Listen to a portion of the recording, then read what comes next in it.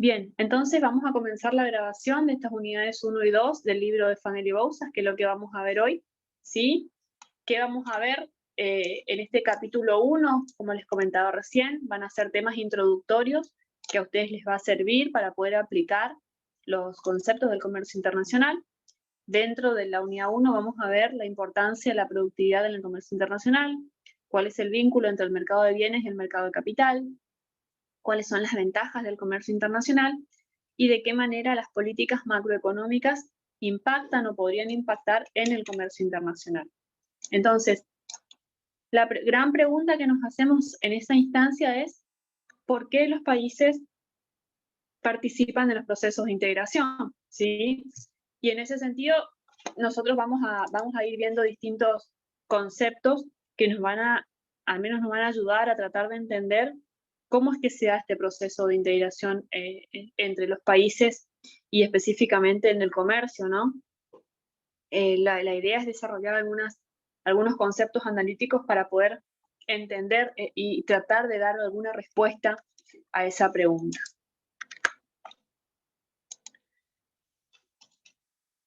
Bueno, nosotros, de manera introductoria, nosotros sabemos que el propósito fundamental, el objetivo fundamental de toda actividad económica es mejorar el bienestar de la población. Y nosotros decimos que el bienestar de la población aumenta cuando de repente la población tiene más bienes y servicios a su disposición, o sea, cuando aumenta la producción de bienes y servicios, ¿sí? Una medida muy usual para tratar de medir el nivel de bienestar es el PBI, que es un indicador que hemos visto en unidades anteriores. PBI o valor agregado, ¿sí? Es un indicador que de alguna forma me da un indicio de el nivel de bienestar de la población, entendiéndose que cuando hay más producción también hay mayor bienestar, entendiéndose esa relación, ¿sí? Entonces, ese crecimiento económico puede tener dos vías. El crecimiento económico puede darse porque aumenta la proporción de personas que trabajan o porque aumenta, sí, o varía, digamos, el nivel de productividad con que se mueven estas personas. Entonces, ¿por qué es importante el concepto de productividad? Y Fanelli Bouzas, digamos, de alguna forma, durante todo su capítulo, el capítulo 1 y 2, cuando ustedes lo lean, analizan, ¿sí? Ven, toman el concepto de productividad. Básicamente, porque la productividad lo que nos está midiendo es cuánto aporta, ¿sí? Cada trabajador a ese proceso productivo, es decir, una forma de poder medir la eficiencia con la cual se utilizan los recursos es a través de la productividad. Entonces, nosotros vamos a centrarnos en este capítulo 1 a tratar de entender cómo es la relación entre el comercio internacional y la productividad, entendiendo a esa productividad como digamos, esa condición, ¿sí? de indicador de eficiencia que nos va a demostrar que a medida que aumenta la producción, ver cómo evoluciona la productividad para poder determinar si el comercio tiene o no, digamos, ventajas derivadas de él, ¿sí? Que a veces, vamos a ver ahora, existe mucha controversia entre si efectivamente los países tienen que abrirse o no al resto del mundo. Ese es el debate, ¿no? Que vamos a ver. Entonces, dentro del análisis de las relaciones económicas internacionales, nosotros nos vamos a concentrar en los efectos que tiene el comercio internacional sobre la productividad.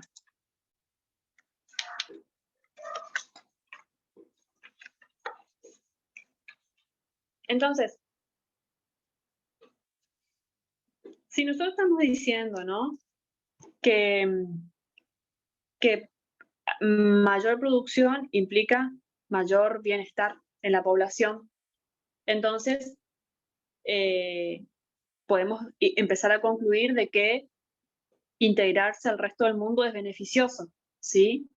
El problema está en que nosotros sabemos que integrarse es beneficioso, pero lo que no dicen, digamos, no dice la teoría, es cuál es el mejor camino para la integración, ¿sí? Y cuando nosotros pensamos en la posibilidad que tienen los países de integrarse al resto del mundo, también vemos que existen diferentes problemas que afectan esa integración, es decir, no es tan sencillo como parece o como se escucha decir el simple hecho de integrarse. ¿Y cuáles son esos problemas que afectan a la integración? Vamos a nombrar solamente algunos de los que nombra Fanelli, pero los autores hacen mucho hincapié en el aspecto, ¿no? en la diferencia centrada en las asimetrías entre los países. Y esto ustedes lo van a ver en el trabajo, porque básicamente las economías tardan en ajustarse, hay diferencias entre costos y beneficios entre los países, además de, por supuesto, cuestiones económicas, cuestiones políticas, cuestiones culturales, que hacen que los países sean diferentes entre sí. Entonces, de hecho, ustedes en el trabajo, por ejemplo, tienen que extraer de esa base de datos, por ejemplo, datos de la inflación, ¿sí? Por ejemplo, datos del desempleo. Y ustedes van a ver cómo dentro de un mismo bloque regional, los países tienen diferentes niveles de inflación, tienen diferentes niveles de desempleo, ¿sí? Y eso es lo que ustedes tienen que analizar. Y ahí van a ver que efectivamente, a pesar de constituir un bloque regional, los países son diferentes entre sí, son asimétricos, ¿sí? Ese es el problema de la asimetría del que hablan Fanelli y Bouzas. Otro de los problemas tiene que ver con las fallas de mercado, ¿sí? Nosotros vimos el concepto de fallas de mercado en unidades anteriores también de Mochon y Becker, pero cuando estamos en el comercio internacional hacemos referencia básicamente a las fallas de mercado por ejemplo, la posesión de determinados factores productivos, ¿sí? Por ejemplo, cuando hay economías que buscan proteger su industria nacional o su mercado interno, y entonces llevan adelante medidas proteccionistas, que ahora vamos a ver cuáles son, también constituyen un fallo de mercado. Por otro lado, otro de los problemas están asociados a las redistribuciones del ingreso. Es cierto que cuando las economías se abren al resto del mundo, se producen importantes redistribuciones del ingreso, y en este proceso de apertura reconoce Fanelli y Bouzas que van a haber economías o países, ¿sí? O sectores ganadores y sectores perdedores, ¿sí? Es decir, la productividad y la eficiencia harán prevalecer a las empresas más eficientes y a su vez van a desplazar a las empresas menos eficientes, ¿sí? Respecto a la competitividad también hay un problema importante cuando los países intentan integrarse, básicamente porque generalmente los países disponen de diferentes, digamos, condiciones, estrategias, tecnología, que de alguna forma los llevan a competir de manera distinta, ¿sí? Entonces, no es competitivo. Si yo me abro la economía, o sea, me abro al resto del mundo y hay sectores que son menos competitivos, lo más probable es que sean desplazados por los sectores más competitivos. Entonces, ahí también surge un problema importante a la hora de analizar la integración. Y finalmente, las ventajas y las desventajas que derivan del comercio internacional en esto que estamos diciendo. En este proceso de liberación, ¿sí? Los países más poderosos, los países más fuertes, las economías más consolidadas o más eficientes, están probablemente en mayores ventajas, ¿sí? Que las economías más débiles o menos eficientes.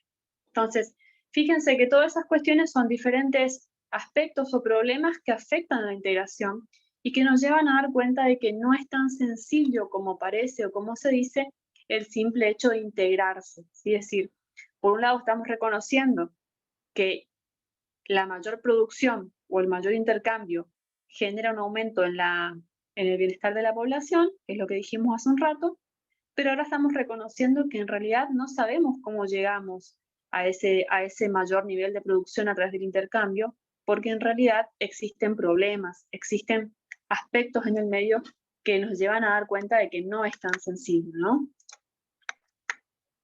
Entonces,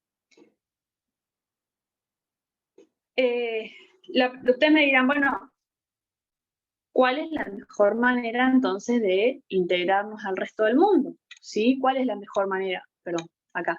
¿Cuál es la mejor manera de integrarse? Y lo cierto es que no hay una única estrategia para integrarse al resto del mundo, ¿sí? Cuando nosotros analizamos las estrategias de integración, podemos distinguir en teoría los tres modelos que ustedes están viendo en la guía, que son los más, digamos, los más utilizados por convención, digamos, ¿no? El unilateralismo, ¿sí? Que es el primero que ustedes tienen ahí, lo que implica es que los países reconocen per se de que el comercio internacional es beneficioso y entonces, de manera unilateral, ¿sí? Es decir, por iniciativa propia, eliminan todas las barreras con otros países. Dicen, por ejemplo, bueno, yo a partir de hoy no voy a tener barreras al comercio internacional con ningún país y por iniciativa mía voy a empezar a relacionarme con el resto del mundo. Eso sería una estrategia digamos, de integración unilateral. Es el más sencillo, ¿no? Pero luego tenemos las otras dos estrategias, que son el regionalismo y el multilateralismo, que de alguna forma implican ceder ciertas ventajas a otros países. El regionalismo abarca grupos más reducidos de países. Muchas veces está asociado a las cuestiones de vecindad, o sea, las cuestiones geográficas, y por ejemplo se agrupan países que están ubicados dentro de una misma región, pero actualmente con el proceso de globalización que estamos atravesando ya la cercanidad, digamos, la regionalidad ya no es un requisito excluyente. Hay muchos acuerdos regionales donde no necesariamente los países son vecinos, ¿no? Y ahí vamos a ver ahora en un ratito, que esto también forma parte del trabajo que ustedes tienen que hacer, cuáles son los distintos tipos de estrategias o de acuerdos regionales. ¿Sí? Vamos a ver que tenemos la zona de libre comercio, la unión aduanera, el mercado común y la unión monetaria, que son las siglas que ustedes tienen acá. ¿Sí?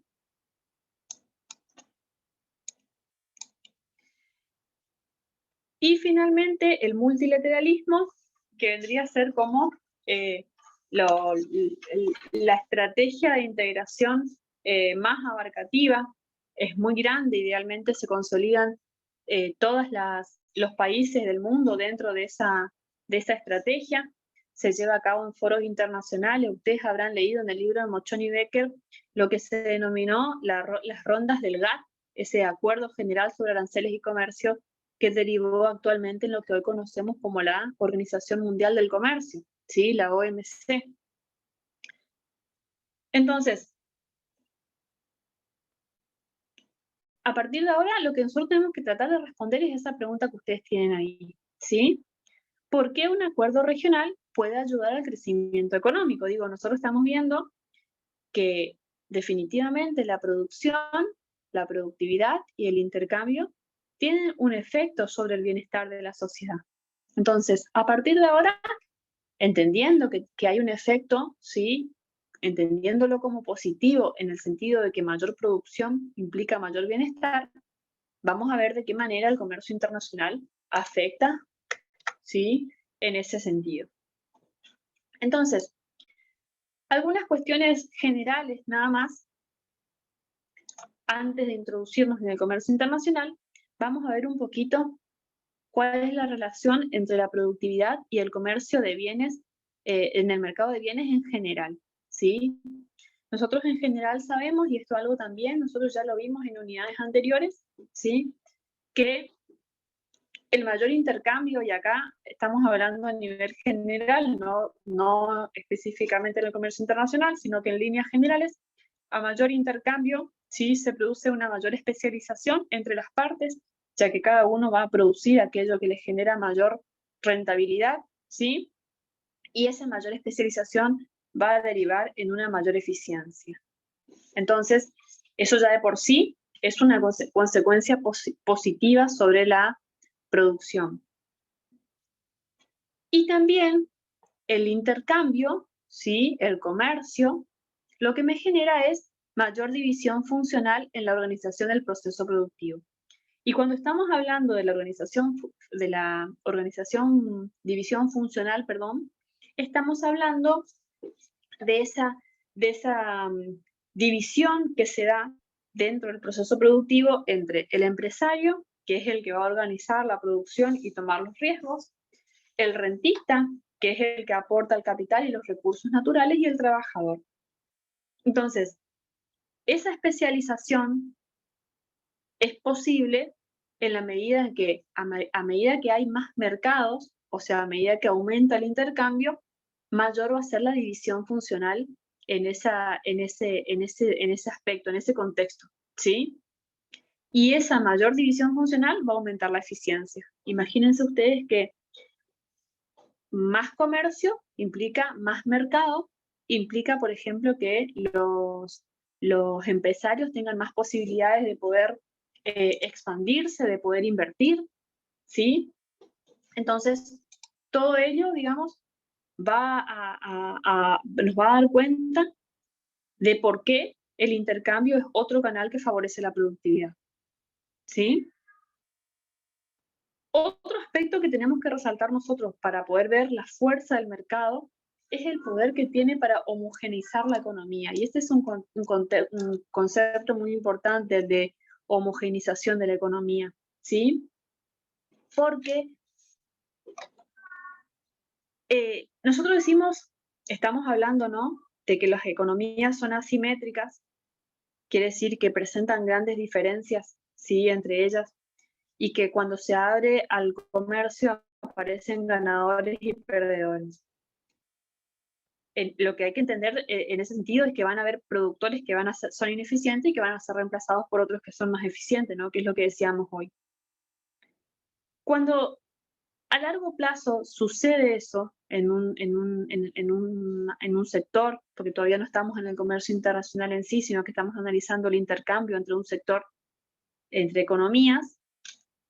Cuando a largo plazo sucede que se mantienen las asimetrías, decimos que estamos en presencia de una economía que es dual, ¿sí? ¿A qué le llama Fanelli Bouzas la economía dual, ¿sí? ¿A qué hace referencia? Dice, bueno, una economía es dual cuando, por ejemplo, un mismo producto se elabora con tecnologías distintas dentro de la región. Y también cuando un mismo factor productivo, por ejemplo, el trabajador o el trabajo, se utiliza con una productividad marginal distinta en usos alternativos o en dos localidades distintas de la región.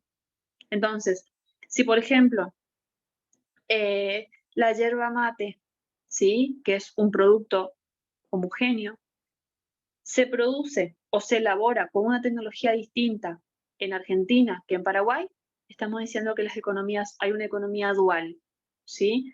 Porque estamos produciendo el mismo producto con distintas tecnologías.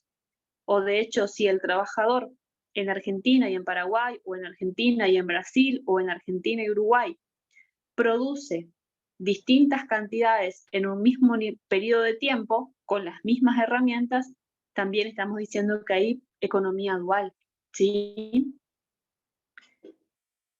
Entonces, ¿a qué tiende el intercambio? Tiende a eliminar la economía dual, y lo que busca es la homogeneización de la economía, ¿sí? Lo que busca es que a largo plazo la economía tienda a ser más homogénea y que de a poco se vayan eliminando esas asimetrías, esas diferencias que originan la economía dual, ¿sí? Entonces, una vez que nosotros analizamos el comercio de bienes en general, ahora sí ya estamos en condiciones de irnos un poquito más al comercio internacional, que es a lo que nosotros nos está hoy motivando para que ustedes también puedan cerrar ese trabajo final, ¿sí? Vamos a aplicar esto que vimos a la problemática de la economía internacional. ¿Qué vimos hasta ahora? Vimos hasta ahora que el intercambio a través de los mercados promueve productividad, ¿sí? ¿Y por qué promueve la productividad? Porque hay un incentivo a la división del trabajo, porque esas mejoras tecnológicas tienden a difundirse más rápidamente, y eso hace que la productividad marginal a largo plazo sea homogénea, o sea, tiende a igualarse entre las firmas, entre las empresas, entre las localidades, porque la eficiencia en el uso de los factores también es máximo, ¿sí? Y entonces, en ese sentido, con esos supuestos, ¿sí? En ese sentido estamos diciendo, bueno, pero con ese criterio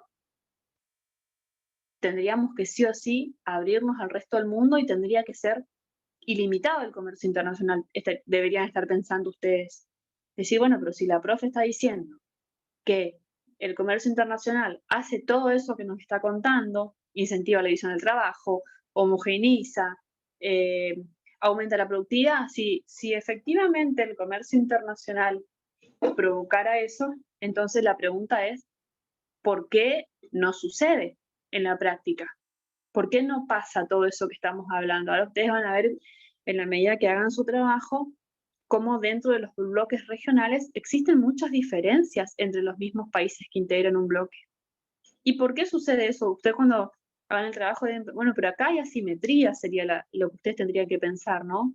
¿Por qué hay presencia de economía dual? ¿Por qué no hay homogeneización de estas economías si forman un bloque regional? Entonces, el problema está que todo esto que estamos contando es bajo un supuesto fuerte, y el supuesto es el supuesto de libre movilidad, ¿sí? Y cuando nosotros hablamos del comercio internacional, ese supuesto de libre movilidad lastimosamente no se cumple, ¿sí? Entonces, ¿y por qué no se cumple? Fíjense, ustedes imagínense que las mismas leyes de migración y piden, por ejemplo, ¿sí? Que un trabajador pueda, por ejemplo, que yo pueda ir y cruzar libremente la frontera y trabajar sin ningún tipo de inconvenientes en Paraguay o en Brasil, todos los días, ida y vuelta, sin tener que hacer ningún tipo de papeleo o burocracia. Eso no existe, ¿sí? Ahí dice Sandra, hay políticas económicas y sociales entre países distintas. Efectivamente, ¿sí? No hay una homogenización, hay una presencia de economía dual. Entonces, ahí viene el tema de que se da eso porque no se cumple la libre movilidad. Y otra cuestión que ocurre en la práctica es que existen barreras al comercio, que ahora vamos a ver alguna de ellas, ¿sí? Que algunos de los tipos, pero básicamente existen restricciones al comercio, sea por el motivo que fuere, que ahora vamos a analizar alguno de ellos, ¿sí? Que de alguna forma limitan el comercio. O sea, no hay libre movilidad, no hay libertad en el comercio internacional para que se cumpla todo esto que yo les estoy contando, ¿sí? Y finalmente, por supuesto, las asimetrías, que es lo que veíamos, ¿no? La desigualdad entre las economías. Como dice Sandra, políticas económicas y sociales distintas, ¿sí? Que provocan, que generan o profundizan esas asimetrías. Entonces,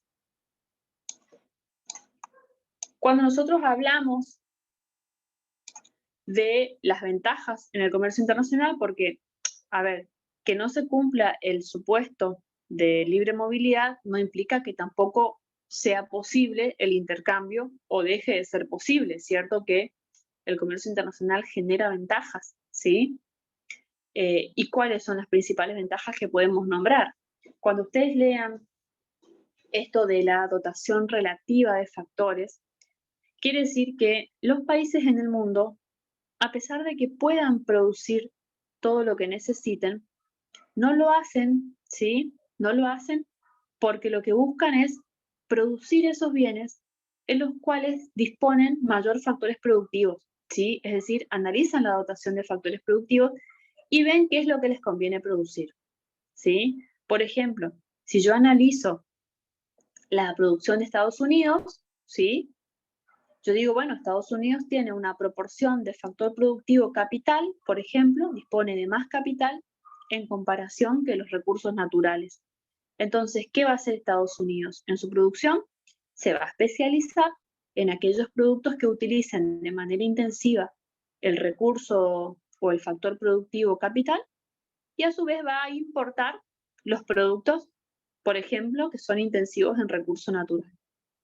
¿Sí? Entonces, ahí es donde aparece el concepto de dotación relativa de factores, porque no tiene, la producción de los países o el intercambio no tiene que ver con la cantidad de factores que tenga en total, porque de hecho Estados Unidos podría llegar a tener algo de tierra para cultivar y algún que otro factor productivo natural. Pero si lo compara con su factor productivo capital, digamos, la relación, y ahí aparece la palabra relativo, ¿sí? La relación entre los factores hace que Estados Unidos quiera especializarse y producir mayormente aquellos productos que explotan el factor productivo capital, ¿sí? Lo mismo si pensamos, por ejemplo, en China. Si China compara su factor productivo, por ejemplo, trabajo, o sea, la mano de obra, ustedes saben que la densidad demográfica en China es muy grande y hace que tenga exceso, ¿sí? Que tenga una cantidad de factor productivo trabajo considerable.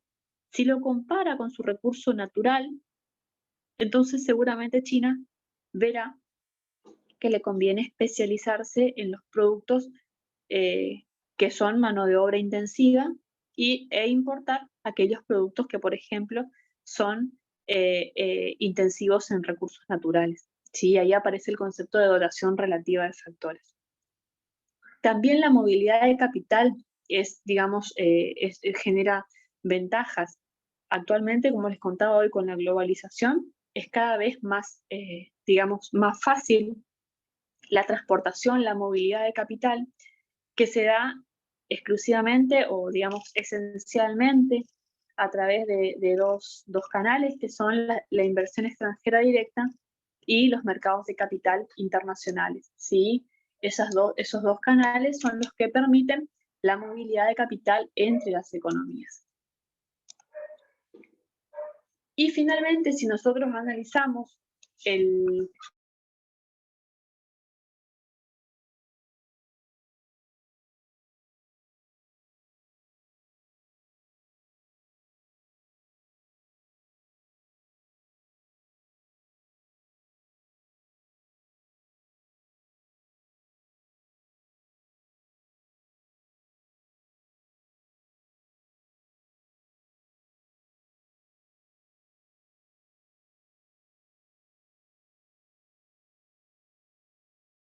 escucha, me parece que me expulsó un ratito. A ver, ahí estamos volviendo.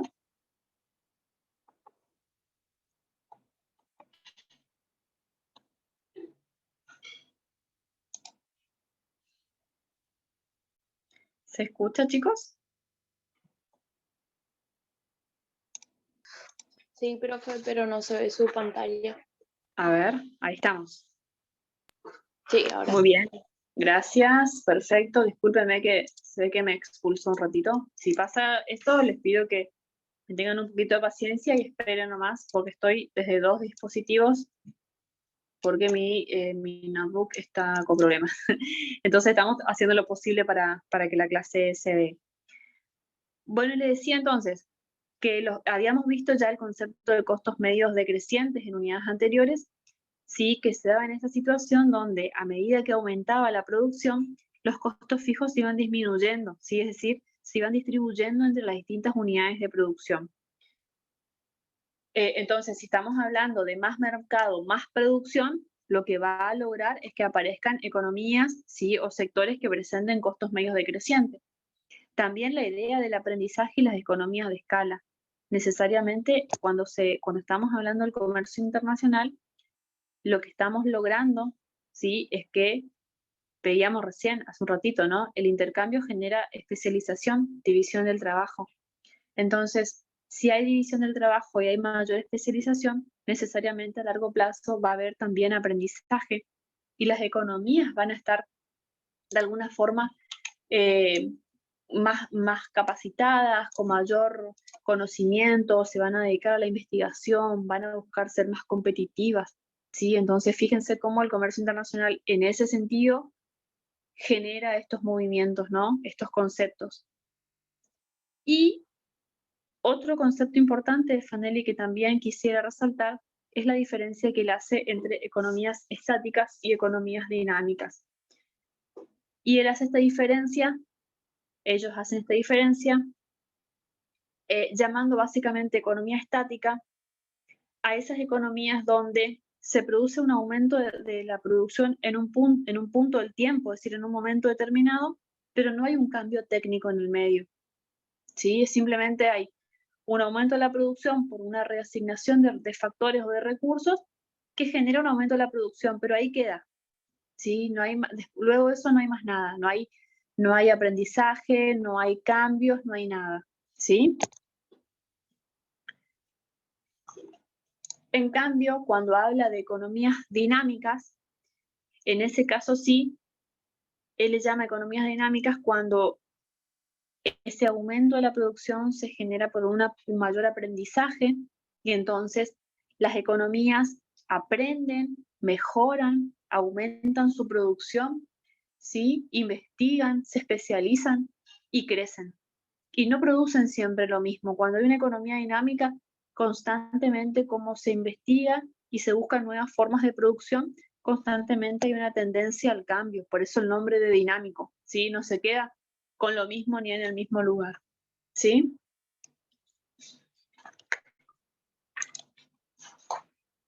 A ver si podemos avanzar. Bien. Finalmente, pensemos un poquito cómo las variables macroeconómicas se relacionan con los determinantes del comercio, ¿sí?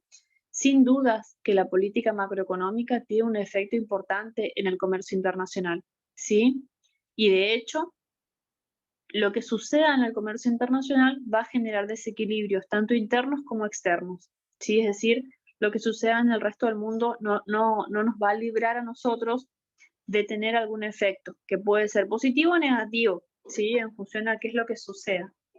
Cuando hablamos de los desequilibrios macroeconómicos internos, estamos nos refiriendo básicamente al efecto que tienen sobre dos variables en particular macroeconómicas que hemos visto, que son el desempleo y la inflación, ¿sí? Es decir, cuando hablamos de que, por ejemplo, una empresa o una industria, perdón, o una economía puede desplazar a otra, no tenemos que perder de vista que estamos diciendo básicamente que hay empresas que van a cerrar, empresas ineficientes que van a cerrar. Y si hay empresas ineficientes que cierran, necesariamente va a haber gente que se va a quedar sin trabajo, ¿sí? Entonces, todo lo que suceda en el comercio internacional va a tener un efecto dentro de nuestra economía. Y también no hay que perder de vista los desequilibrios macroeconómicos externos, ¿sí?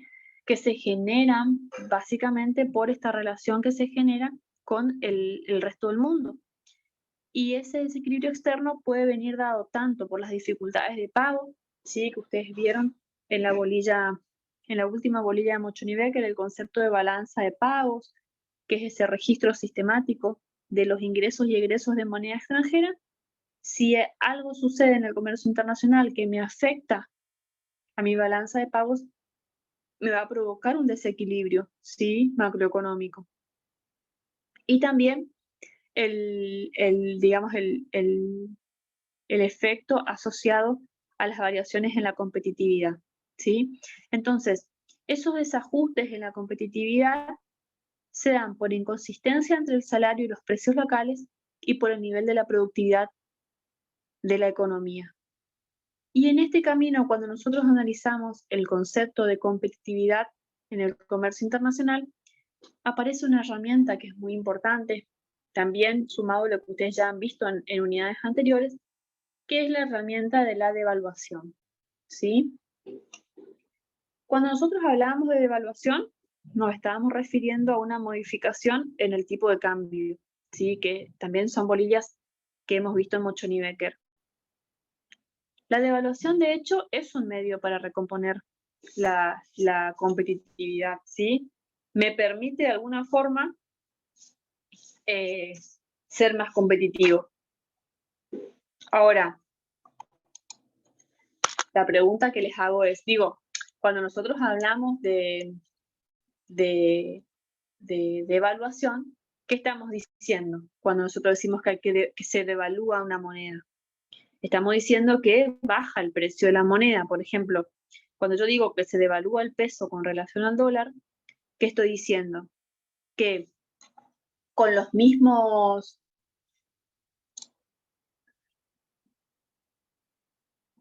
Estoy diciendo que con los mismos... A ver, permítanme un ratito.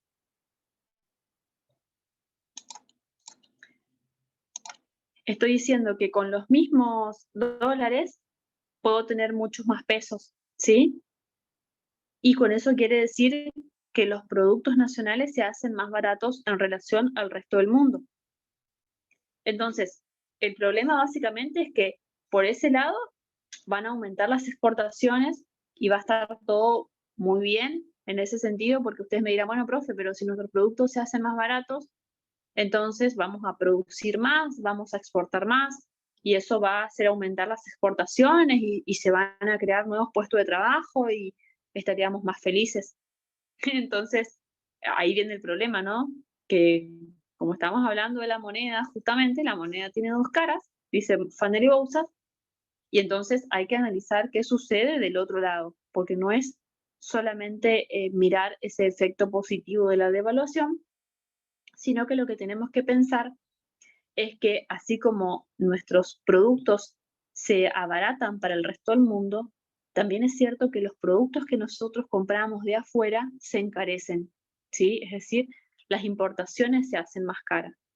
Entonces, por un lado, la devaluación va a favorecer a las personas o a los exportadores, pero también va a perjudicar a los que compran o importan, ¿sí? productos de afuera.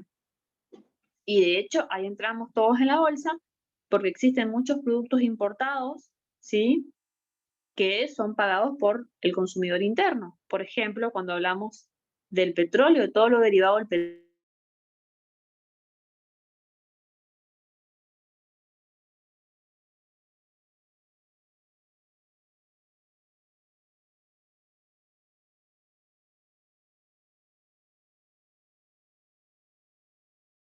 ¿sí? que proviene de la devaluación. Entonces, por un lado, la devaluación me permite exportar más al sector exportador, pero por otro lado también hace que los productos que se importan sean más caros, y entonces eso tiene una repercusión en el comercio, en el mercado interno, ¿sí? Entonces la pregunta ¿es bueno o es malo devaluar? Y ahí viene la respuesta que solemos dar siempre los economistas a todo, ¿no? El famoso depende. ¿De qué va a depender? Y va a depender de qué lado esté la persona que responda a esa pregunta. Si se trata del exportador o, por ejemplo, del sector del campo, ¿qué les va a decir? Les va a decir, sí, hay que devaluar porque entonces mejoramos la competitividad. Pero para digamos, el mercado interno o para las personas que de alguna forma dependemos de productos importados, en realidad no es tan beneficioso devaluar porque vamos a ver encarecidos los productos que traemos de afuera, ¿sí? Entonces, ¿es suficiente la devaluación para volvernos más competitivos? Definitivamente la respuesta es no, sino que más allá de que la devaluación mejora la competitividad a corto plazo, también es necesario un montón de otras condiciones que van a facilitar la integración, ¿sí? Condiciones que están relacionadas a la estabilidad en el ambiente de negocios. Entonces, si no hay estabilidad en el ambiente de negocios, si no hay un incentivo a los empresarios, por ejemplo, a invertir, a radicarse, ¿sí? a abrir su empresa, entonces tampoco eso va a permitir brindar la seguridad que se necesita en el ambiente para poder lograr mayor integración. Estabilidad en los precios de todos los productos, estabilidad también en el contexto político institucional. Y si hablamos, bueno, ¿y qué podemos hacer para lograr todo eso? ¿Sí? Y ahí habla Fanner y Bouzas, o menciona, que se pueden pensar en políticas de tipo microeconómicas o macroeconómicas, ¿sí? Cuando hablamos de políticas microeconómicas, nos estamos refiriendo sobre todo a cómo fomentamos, ¿sí? Cómo mejoramos a nuestras empresas. De alguna forma, cómo logramos, por ejemplo, que las empresas tengan desarrollo o de atributos competitivos, cómo logramos que las empresas logren diferenciar sus productos, cómo logramos que las empresas cumplan con el requerimiento de ciertos estándares, ¿sí? Es decir, cómo hacemos que nuestras empresas trabajen, produzcan y sean más eficientes. Y desde el punto de vista macroeconómico, por supuesto, políticas que tiendan a la estabilización de los precios, ¿sí? a ver cómo aumentamos la tasa de inversión, cómo mejoramos la capacidad productiva, ¿sí? Y un montón de otras cuestiones ya relacionadas al contexto macro. Ustedes van a ver, bueno, no sé, hasta ahí esos son los temas principales de la unidad número 1 de Fanelli. No sé si hay alguien que quiera hacer algún aporte, algún comentario de esto que hemos visto, algo que no haya quedado claro. ¿Qué tienen que sacar de acá que es muy importante para el trabajo?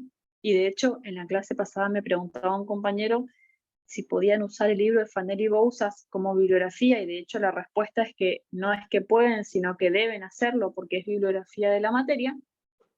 Cuando ustedes tengan que fundamentar el inciso del trabajo que habla acerca de las diferencias entre los países, ustedes tranquilamente pueden hacer referencia a esto que estamos hablando de las asimetrías, ¿sí?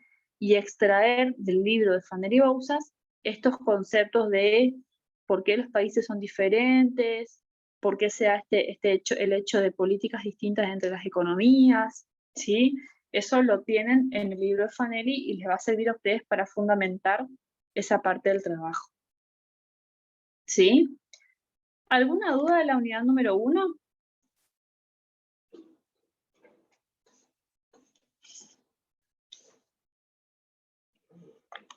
¿Alguna duda?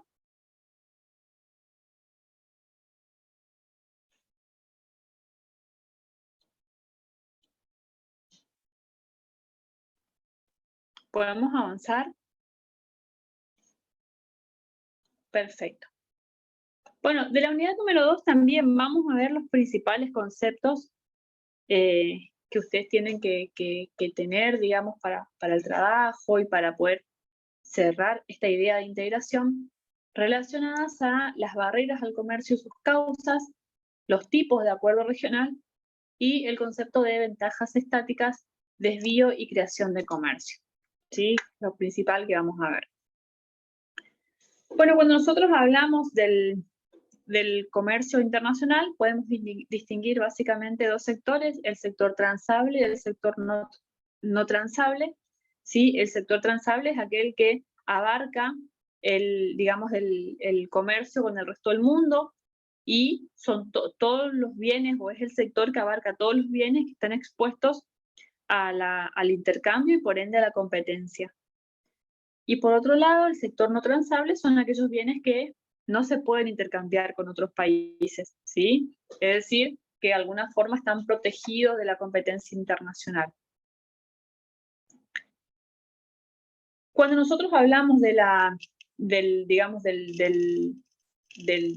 sector transable, podemos identificar que se generan barreras, ¿sí? Estas barreras son las que de alguna forma van a limitar el comercio internacional, y esas barreras pueden ser naturales o no naturales, ¿sí? Las barreras naturales básicamente son aquellas que están ligadas, por ejemplo, al costo de transporte o a las características físicas del bien o del servicio, ¿sí? Hay por ejemplo, bienes que no se pueden trasladar de un lugar muy lejano a otro, por ejemplo, el cemento, o por ejemplo, el servicio de peluquería, no sé, los servicios de manicura, los servicios de spa, son servicios locales, ¿sí? Que tienen un costo importante si yo lo quiero trasladar de un lugar a otro. Y por otro lado, las barreras no naturales, que son aquellas que encuentran su origen por ejemplo, en las leyes, en las normas, en las convenciones, y que son impuestas por la sociedad, son impuestas por las economías, por los estados, ¿sí? ¿Y con qué objetos se imponen estas barreras no naturales? El principal argumento es el de proteger a un determinado sector, ¿sí? de la competencia externa, que ahora vamos a ver cuáles podrían ser los motivos por los cuales se da esa protección. Pero bueno, el principal argumento cuando una economía impone un arancel o un cupo o una medida de salvaguarda, que ahora vamos a ver de qué se trata, es el de proteger la industria nacional. Ese es digamos, el argumento de los proteccionistas. Vamos a centrarnos un poquito en estos. Este cuadrito no sé por qué me aparece acá arriba. Vamos a centrarnos en las barreras no naturales, ¿sí? ¿Cuáles son los principales tipos de barreras? Tenemos el arancel, que es el más tradicional, es el más común. El arancel es básicamente un impuesto que se cobra sobre el bien que se importa. Entonces, como todo impuesto, lo que hace es aumentar el precio del bien que se importa de manera de desalentar precisamente la compra. Ese arancel puede ser un arancel en porcentaje, que se lo llama ad valorem, o un monto fijo, ¿sí? Que en ese caso es un arancel, un impuesto tipo fijo, ¿sí? Pero básicamente es un impuesto sobre el precio del bien que se importa. En cambio, las cuotas o los cupos, a diferencia de los aranceles, son límites cuantitativos a la cantidad que se va a importar. ¿Qué quiere decir eso? Que yo no voy a imponer un impuesto sobre el precio, no voy a decir, bueno, los autos de Brasil se tienen que importar con un 30% de arancel. Ese sería un ejemplo de arancel. En cambio, el cupo o la cuota es decir, bueno, se van a poder importar por mes 100 unidades de autos y no más. Y también es una forma de restringir la importación, con la única diferencia que en ese caso estoy imponiendo un límite cuantitativo. En ese caso estamos hablando de cupos o cuotas. Para el caso de las barreras no arancelarias, son todas aquellas medidas de tipo más administrativas, burocráticas, ¿sí? Que impiden el ingreso o la compra de mercaderías del extranjero, ¿sí? De bienes o servicios. Por ejemplo, acá entran muchos los ejemplos de las medidas fitosanitarias o las regulaciones, ¿sí? Las normas o regulaciones fitosanitarias, por ejemplo, las normas IRA, las normas ASAM, las fitosanitarias en el sector de la carne, por ejemplo, ¿sí? Donde cualquier, digamos, cualquier normativa, ¿sí? O cualquier violación a este tipo de reglamentación impiden el ingreso del bien o servicio a la economía. Eso serían las barreras no arancelarias. Las medidas de salvaguarda o las medidas antidumping son más de tipo protectoras por discriminación de precios. En el caso de las medidas de salvaguarda, son instrumentos de protección para salvaguardar algún sector que se encuentra amenazado por un cambio. Por ejemplo, si hay un sector que ve que existe la posibilidad de que alguien produzca más eficiente y eso provocaría su desaparición, puede pedir una medida de salvaguarda que puede consistir, por ejemplo, en un subsidio o en una posibilidad para que pueda contener o disminuir sus costos y de esa forma recuperar competitividad. En cambio, las medidas de antidumping son más de tipo de discriminación de precios y los países pueden detentar que existe dumping cuando, por ejemplo, un país o se detecta que un país vende más barato que en su país de origen. Entonces, solicita una medida anti-dumping ante la OMC y la OMC evalúa si efectivamente se produce dumping. No sé si habrán escuchado, pero actualmente Argentina renovó por 5 años más la solicitud de una política anti-dumping ante las bicicletas chinas, ¿sí? Que tiene que ver con eso, con que digamos que el conjunto de productores nacionales de bicicleta detectan que las bicicletas chinas, por ejemplo, se venden o se importan a un precio muy por debajo de lo que China vende las bicicletas en su país, y entonces eleva una medida de anti-dumping ante la OMC, y si la OMC efectivamente prueba de que eso sucede, libera por 5 años lo que se llama un régimen de antidumping donde se le cobra a China un porcentaje tipo arancel, es un arancel antidumping que de alguna forma busca nivelar los precios con las bicicletas argentinas en el caso que les estoy dando. ¿Sí? Ese sería el caso del dumping. Bueno, y como les dije, el argumento es ¿por qué llevamos adelante barreras? Para poder proteger, ¿sí?, la industria nacional. Y uno de los argumentos es el de la industria naciente, cuando lo que buscan las economías es darle tiempo a los sectores, a las economías de poder especializarse, de poder llevar adelante este proceso de aprendizaje del que habla Fanelli Bouzas para poder después salir a competir. Entonces, con ese argumento, llevan adelante estas políticas, ¿sí? Políticas proteccionistas. ¿Cuáles son los tipos de acuerdo regional? Y esto también formaba parte de una de las consignas del trabajo, ¿sí? Nosotros cuando hablamos de tipos de acuerdo regional, tenemos que analizar los niveles de agregación que ustedes están viendo ahí en ese círculo, que me va a determinar el tipo de acuerdo de cuál se trata. ¿Por qué está pensado así o por qué está graficado así? Básicamente porque comienza digamos, el proceso de integración, comienza con una zona de libre comercio, que es lo más básico, que es lo que ustedes ven acá en el centro, ¿sí? Y a medida que se van tomando decisiones de integración, que ahora vamos a ver cuáles son, se va cada vez aumentando más el nivel de agregación. Y vamos pasando de una zona de libre comercio a una unión aduanera, a un mercado común y finalmente a una unión monetaria, ¿sí? Es decir, son diferentes procesos de integración que una vez que uno cumple una etapa, pasa a la siguiente, ¿sí? Comencemos por la zona de libre comercio. ¿Cuál es la característica principal de la zona de libre comercio? ¿Sí? La zona de libre comercio, la característica es que entre los países que conforman ese acuerdo no se cobran ningún tipo de arancel. Por ejemplo, vamos a suponer que vamos a conformar una zona de libre comercio entre Argentina, Brasil, Paraguay y Uruguay. ¿Qué implica que tengamos una zona de libre comercio? Implica que entre nosotros cuatro no nos vamos a cobrar ningún tipo de arancel, pero que para afuera, es decir, para el resto del mundo, cada uno de nosotros cuatro va a tomar la decisión que quiera, básicamente, ¿sí? Va a determinar los aranceles y los impuestos que desee con respecto al resto del mundo. Eso es una zona de libre comercio, ¿sí? ¿Cuál es el problema que sucede en una zona de libre comercio? ¿Cuál es, digamos, qué es lo que puede llegar a pasar? Supongan que estamos en una zona de libre comercio entre estos cuatro países y que con China, Argentina tiene un 35% de arancel. Y a su vez, Brasil tiene el 20% de arancel.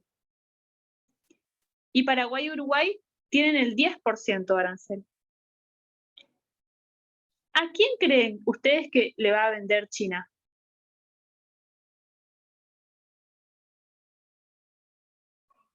¿Qué les parece?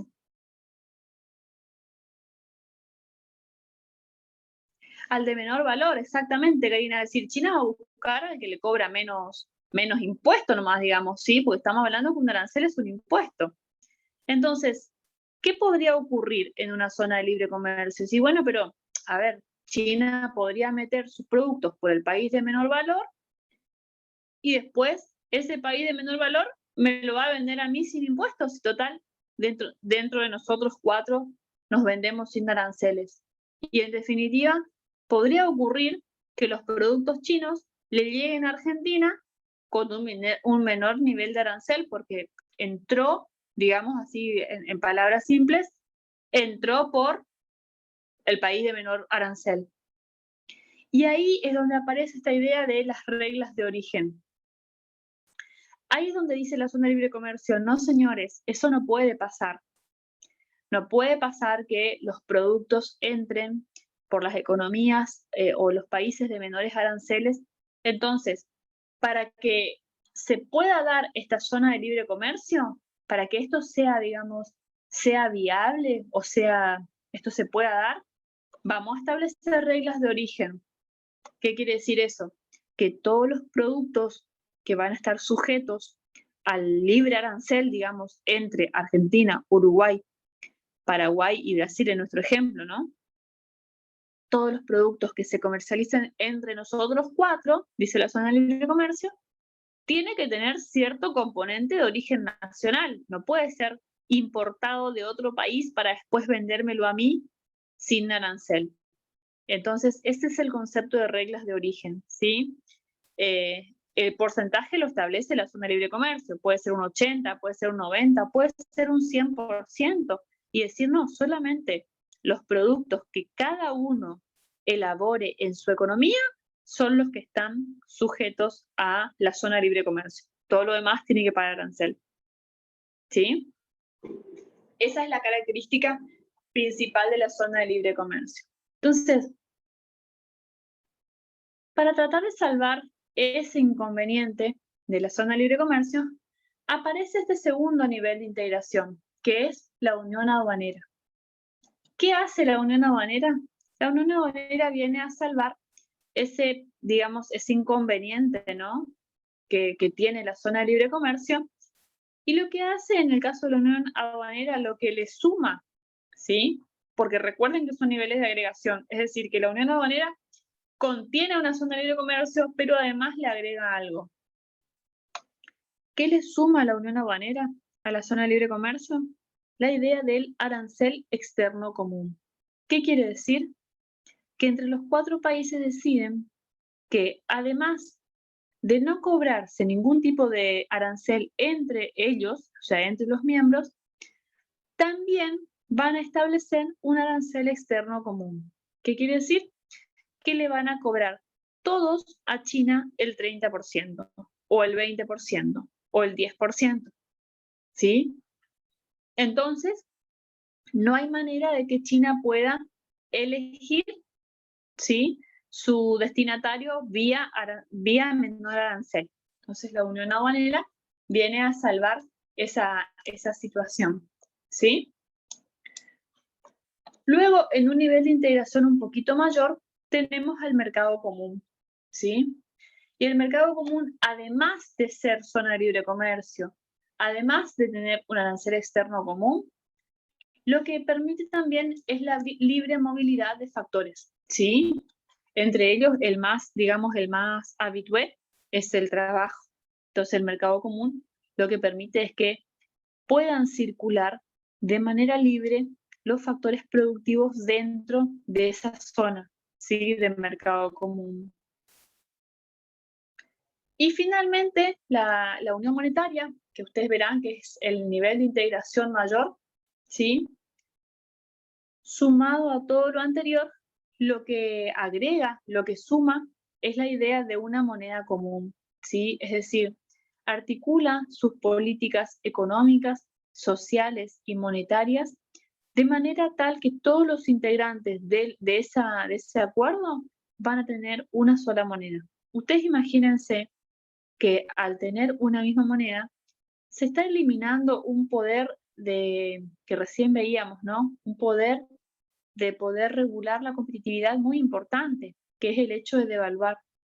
Como todos los países ya no van a tener sus monedas de manera individual o personal, sino que van a estar sujetas a una moneda común, ya no pueden entre ellos competir a través de la devaluación. Sí, fíjense que eso es ceder un aspecto muy importante, ¿no?, de su producción, el hecho de la competitividad.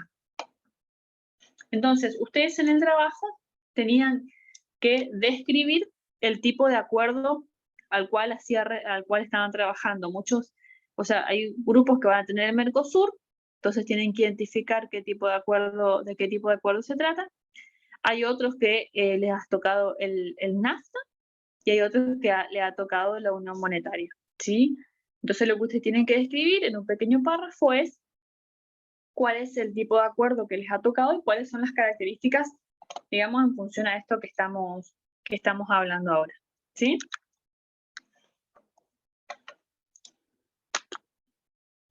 Bien. Para cerrar, algunos de los conceptos que... A ver, ¿qué me pregunta Karen? ¿En qué sentido, Karen? En realidad, los acuerdos regionales se constituyen, digamos, en un tipo. Puede ser un tratado de libre comercio, puede ser una unión monetaria, puede ser una unión un mercado común. ¿En qué sentido me preguntás, Karen, si puede ser uno de esos no más?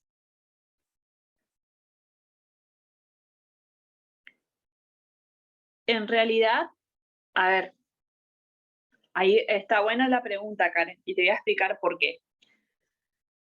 Ustedes, dentro de esto que vimos recién, permítanme acá, ¿dónde les parece que está el Mercosur? ¿Qué es el Mercosur? ¿Qué tipo de acuerdo es el Mercosur? Mercado común, dice Karina. ¿Quién más? ¿Quién más? ¿Quién coincide con Karina que es un mercado común? Bien, bueno, fíjense ahí, y ahí les voy a decir. El nombre Mercosur deriva precisamente de la, digamos, de la idea del mercado común del sur, ¿sí? De ahí deriva su nombre. Quiere decir que de acuerdo al nombre, nosotros estaríamos en este nivel 3 de agregación, ¿sí? Ahora, les pregunto, dentro de los miembros del Mercosur, ¿se cumplen todas las condiciones de un mercado común? Es pregunta. ¿Les parece a ustedes que dentro de los integrantes del Mercosur no nos cobramos ningún tipo de impuestos? No, ¿Tenemos un pero mercado externo común y hay libre movilidad de factores? ¿Les parece? para mí no, porque si no traeríamos de todo de Paraguay. Muy bien, ese sería el ejemplo, ¿no? Más clásico. Me diría, no, profe, porque si no, ¿por qué las Claro, cosas son más porque baratas que en Paraguay? tendría que cumplir todos esos requisitos, pero en realidad no hay. Exacto, bueno, y ahí vamos a hacer una aclaración, porque digo, no quiero que ustedes se vayan de la clase diciendo la profe dijo que no cumplimos nada del Mercosur.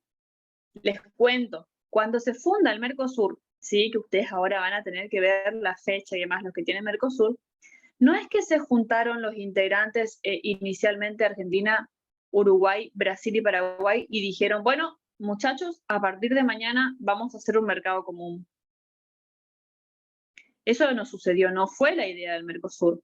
¿Cuál fue la idea de esa acta de asunción, de esa acta constitutiva del Mercosur? Se juntaron los países y dijeron, bueno, vamos a comenzar este camino de transición a la integración y vamos a aspirar a ser un mercado común. O sea que para llegar a ser mercado común, como su nombre lo indica, teníamos que transitar una zona de libre comercio, luego ser una unión aduanera y luego ser un mercado común. Y así ya han transitado más de 20 años de la creación del Mercosur. ¿Y dónde creen ustedes que estamos en ese proceso de integración? ¿A qué más nos pareceríamos? ¿Qué les parece? Nivel 1, dice Anabela. O sea, estaríamos todavía acá, ¿no? Como tratando de ser una zona de libre comercio. Y tratando de ser nomás. Porque incluso entre los mismos integrantes del Mercosur tenemos discordia y no hay todavía, hay que limar muchas asperezas en este sentido de las reglas de origen. ¿Sí? Entonces, ahí viene tal vez la pregunta que me hacía hoy Karen. ¿Puede tener un poco los tres? No, en realidad lo que ustedes tienen que contar, por ejemplo, el que tiene el Mercosur, y de hecho lo van a leer porque Fanelli Bouzas lo menciona, es que se aspira a ser un mercado común, pero que en realidad las características del comercio actual denotan, ¿sí?, que estamos más en una zona de libre comercio que de mercado común. No sé si se entiende, Karen. Si a eso iba tu pregunta. Pero en el tratado ponemos el tratado que supuestamente es. Sí. En el trabajo práctico. Claro. Sí, no. Lo que pasa es que eso, a ver, en el caso del Mercosur, por ahí nosotros lo conocemos más de cerca y además tenemos bibliografía como para contarle esto que les estoy diciendo, ¿sí? De hecho, ustedes ¿Por qué creemos que, o sea, por qué sabemos que, por ejemplo, los electrodomésticos salen mucho más baratos en Paraguay que acá? Y por los impuestos. Perfecto. Paraguay tiene un arancel cero, ¿sí? En todo lo que sea electrodoméstico y electrónica y tecnología. Y ellos tienen arancel cero, o sea, ellos el mismo precio que compran de China, ¿sí? Mayormente China, Japón, de los lugares que importan, ellos no tienen un arancel, ¿sí? En cambio, nosotros sí. En el caso de la Unión Europea, Karen, en el caso de la Unión Europea, Es monetaria. Exactamente, al haberse consolidado la moneda, ¿sí? La Unión Europea es el bloque regional, el único bloque regional que alcanzó el mayor nivel de integración en el mundo, que es tener la moneda.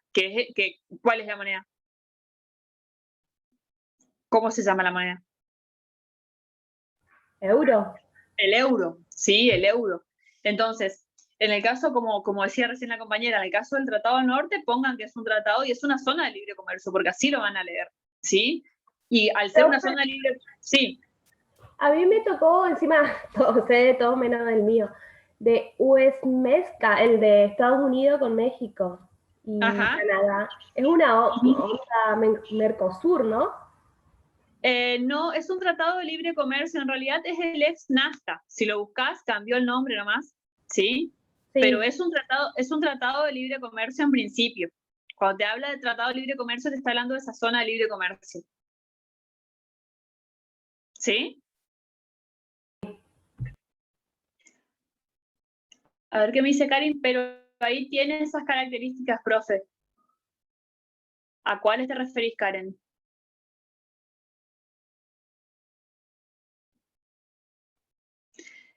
Cuando ustedes tengan que definir, lo que ustedes tienen que buscar es la institución del bloque, ¿sí? Ustedes tienen que buscar la institución del bloque.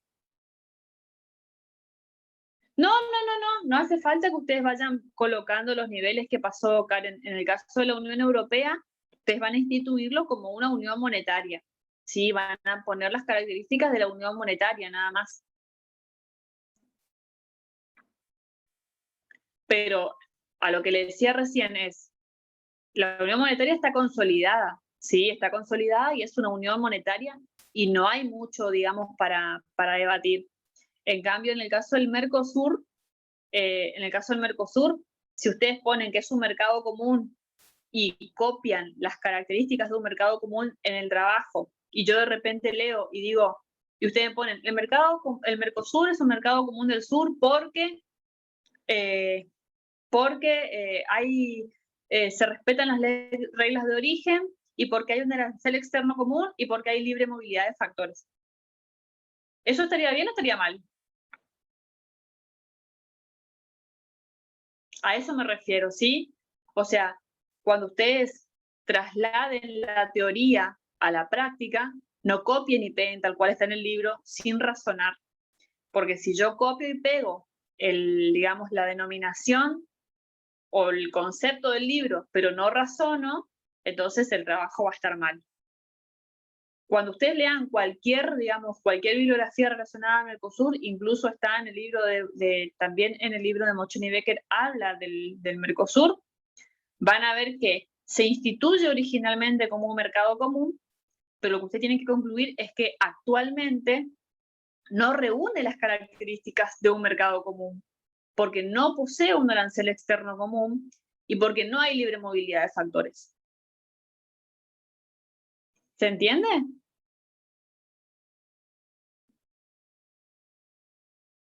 Sí, profe. No sé si hay alguna duda. Bien.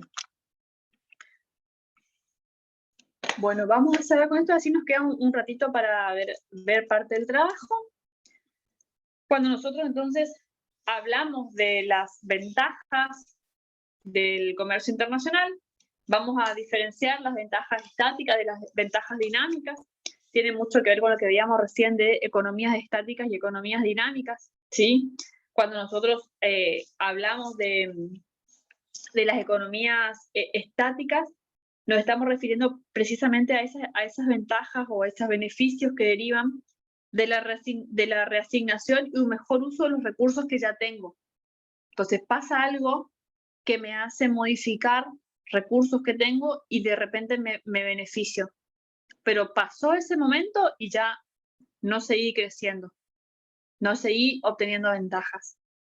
En cambio, las ventajas dinámicas son las que derivan del aprendizaje, son las que derivan de cada vez aprender más, mejorar mi producción y de alguna forma no hay una reasignación de recursos, sino que hay un crecimiento, ¿sí?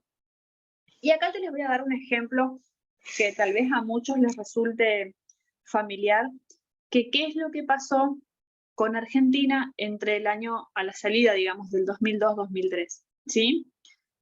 Esta época, este periodo de nuestra historia fue bastante particular. La Argentina venía de un ajuste tremendo, hubo una gran recesión, recursos ociosos, hubo una tasa de desempleo de 2 dígitos muy alta. Cuando salimos de la ley de convertibilidad, se produjo una gran devaluación. Ustedes recordarán, algunos tal vez, salimos del dólar 1 a 1 para de repente que empieza a valer 2,30, 2,40, 3 pesos, 3,40, y ese salto, ¿sí? del más del 200% fue una devaluación muy significativa.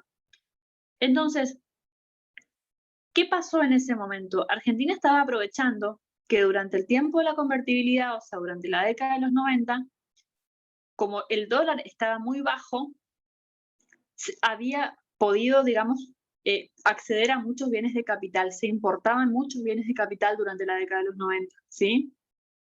Entonces, ¿qué pasó en este periodo? Tuvimos compra de bienes importados que de alguna forma mejoraban la tecnología y modernizaban la producción cuando el dólar era barato, y luego, cuando empezamos a exportar, ¿sí? A partir de la salida de la convertibilidad, el dólar empezó a subir, o sea, en realidad se empezó a devaluar, ¿sí? No es que el dólar empezó a subir, sino que el tipo de cambio comenzó a subir, ¿sí? Y se necesitaban, de hecho, cada vez más pesos por dólar. Y entonces eso fue, en ese momento fue un escenario muy beneficioso para nosotros, porque además de eso, o sea, además de la devaluación, también tuvimos un coletazo, decimos nosotros, ¿no?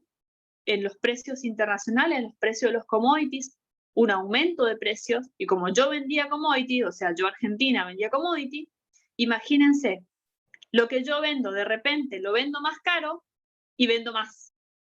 Entonces, fue un momento muy importante para Argentina en este periodo, ¿sí? Y de hecho crecimos, y crecimos a lo que llamaban tasas chinas, pero ¿qué pasó después? La pregunta que les hago es, ¿por qué no seguimos creciendo a esas tasas? ¿Qué se produjo en ese tiempo? ¿Tuvimos ventajas estáticas o ventajas dinámicas? ¿Qué les parece?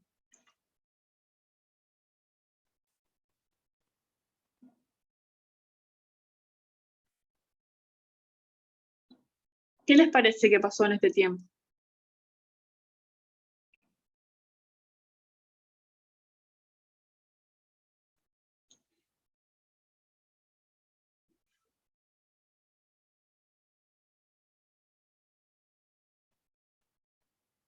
¿Hubo una reasignación de recursos o hubo aprendizaje y mejora en el proceso de producción por aprendizaje?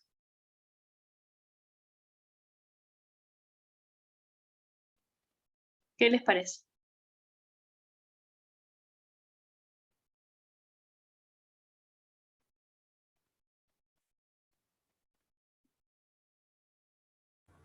¿Estática, profe?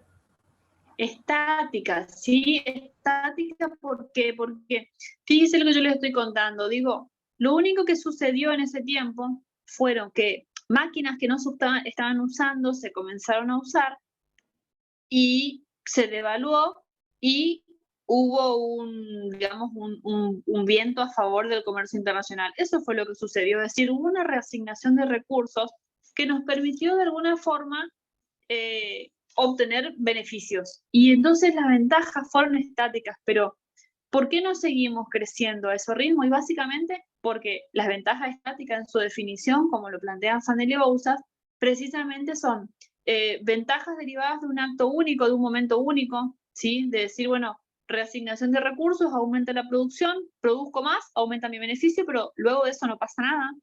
Y sin embargo, las ventajas dinámicas son esas que derivan de la especialización, de la investigación, de las economías desarrolladas que constantemente están buscando cómo producir mejor, ¿sí? Que los beneficios no derivan de un momento o no derivan de una reasignación de recursos, derivan de una mayor especialización y de un mayor aprendizaje, ¿sí? Y ahí tenemos la gran diferencia entre las economías del primer mundo, las economías desarrolladas y las economías en desarrollo, ¿no? Las que saben aprovechar las ventajas estáticas y las que ventajas dinámicas, perdón, y las que se quedan con las ventajas estáticas. Entonces, si no hay una readecuación de la capacidad productiva, difícilmente que eso se pueda revertir, ¿sí? Y bueno, en términos generales, un acuerdo regional va a mejorar los términos del intercambio y va a favorecer la concreción de proyectos de producción a gran escala, ¿sí? Y para cerrar, nos preguntamos, ¿no? ¿Qué pasa cuando dos países de una misma región que tienen diferencias en la productividad, en los sectores, deciden eliminar las barreras al comercio? Entonces, ahí va a aparecer esta idea que plantean Fanelli y Bouzas de la economía regional dual versus la economía regional homogénea, ¿sí? Y ellos dicen que cuando los países se integran o se ponen de acuerdo bajo el marco de un acuerdo regional, lo que se busca es eliminar la dualidad de las economías, ¿sí? Y tender en el largo plazo a economías más homogéneas. Pero bueno, nosotros tenemos el claro ejemplo en el caso del Mercosur en particular, que eso no es sencillo. Ya llevamos más de 20 años, ¿sí? Con el Mercosur tratando de salir de ese primer nivel de agregación, pero bueno, en términos, digamos, generales, es a lo que aspira el comercio internacional. Y bueno, chicos, con eso se finaliza a ver, déjenme ver. Finalizamos el capítulo 2 del libro de Fanelli y Bouzas. No sé si hay alguien que quiera comentar algo, que quiera hacer alguna pregunta. Los escucho. Si quieren aprovechar el tiempo que queda para preguntar sobre el trabajo. Yo quiero preguntar, profe. Repisa. Sí, escucho. Yo, el punto C que dice países integrantes, utilizando las bases de datos suministradas en el práctico, determinar Producto Interno Bruto del bloque. Sí.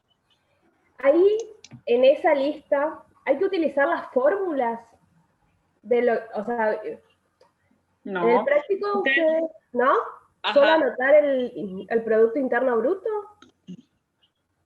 ¿O de dónde saco información de eso? Exacto. Ustedes entraron a leer, ¿sí? Entraron a ver las bases de datos que tienen en el aula. Bueno, ustedes ahí no tienen que calcular nada, ¿sí?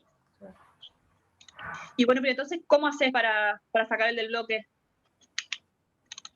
¿Le sumo a los dos? Claro. Ustedes lo que tienen que hacer es trabajar esas bases de datos, ¿sí? Y lo que tienen que hacer es, a ver, si ustedes me permiten, voy a compartir la pantalla y les voy a mostrar un ejemplo.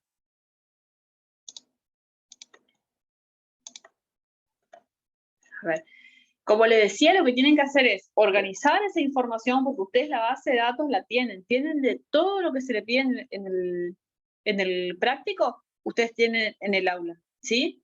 Lo que ustedes tienen que hacer es, permítanme porque bajé. Lo que ustedes tienen que hacer es organizar en una tablita los países que conforman el bloque, ¿sí? Y a partir de allí,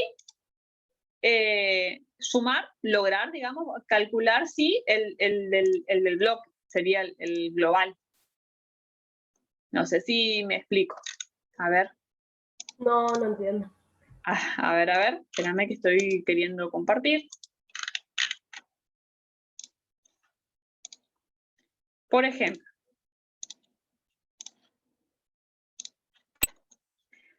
a ver si, esperen que ahí está compartiendo. ¿Ven ahí? Sí, veo, profe. Sí, eso Bueno, miré, este pero no es, entendí. bueno, este es, por ejemplo, este es el primer archivito, a ver, este es el primer archivito que es el PBI per cápita, ¿sí? Este es el PBI per cápita. Si ustedes van a ver, mírenme acá. Primero vamos al aula virtual.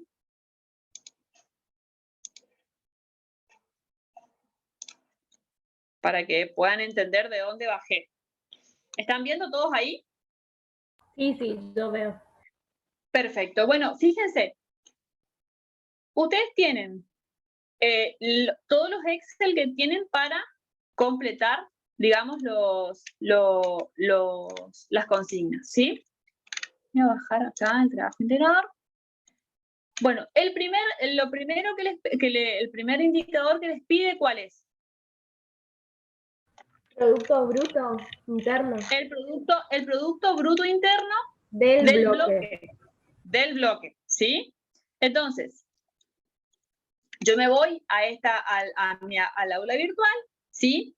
¿Cuál va a ser el archivito donde tienen ustedes el Producto Bruto Interno? Que acá, como se descargó así, digamos, del Banco Mundial, las siglas están en inglés. Pero este archivito que ustedes tienen como GDP, ¿lo ven? Si ustedes lo descargan, ese GDP es el Producto Bruto Interno de los países, ¿sí? Que está por sus siglas en inglés. A ver, déjenme que lo abra.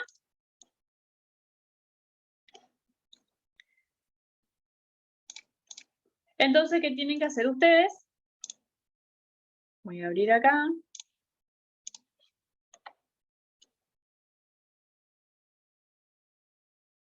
A ver si comparte.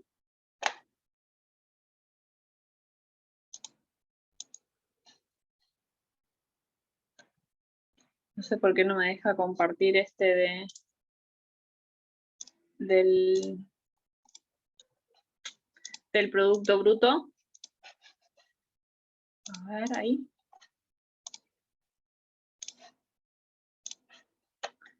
A ver, ahí si lo alcanzan a ver. Ahí. Sí, profe. Ahí estamos. Bueno, fíjense, este es el Producto Bruto Interno del año 2019, ¿sí? Y acá tienen todos los países. Entonces, ¿qué tienen que hacer ustedes?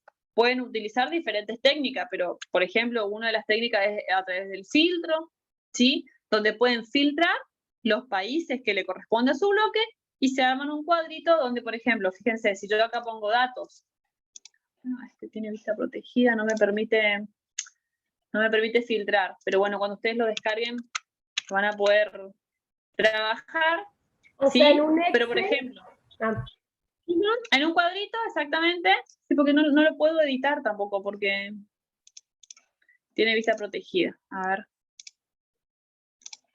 En un Excel, lo que usted tiene que hacer es el país, el listadito de los países que conforman su bloque, ¿sí?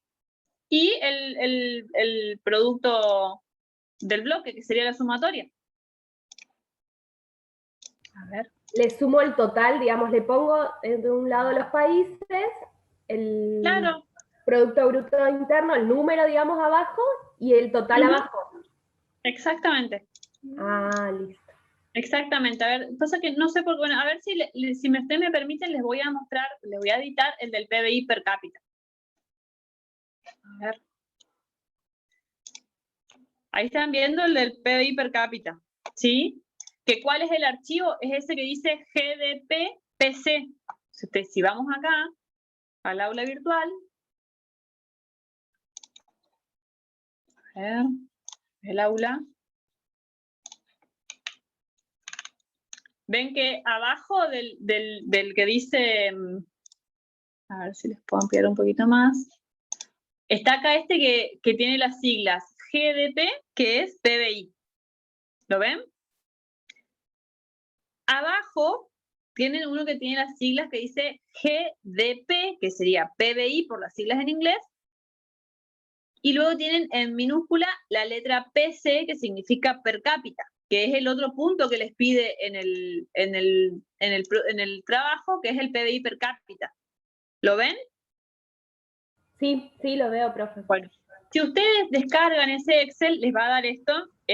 Acá les voy a compartir y comparto el Excel. Les va a dar que lo que por ahí les llama la atención es que es así en bruto es lo que tira el Banco Mundial, digamos, el Excel, ¿sí? Pero ¿qué es lo que hizo el Excel acá? Lo único que hace, fíjense, en todas estas columnas tiene todos los años que ustedes tienen que trabajar, tienen que tratar de unificar el último año para el cual tienen toda la información disponible. Fíjense que acá para el 2020 no hay datos. Entonces, ¿qué datos van a tomar?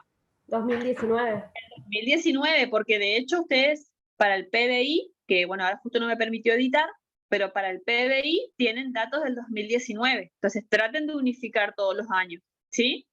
Entonces ustedes van a trabajar solo sobre esta columna, sobre la columna del 19, ¿sí? Y si, por ejemplo, fíjense, yo hago un filtro acá en la parte donde es países. Porque no me permite editar.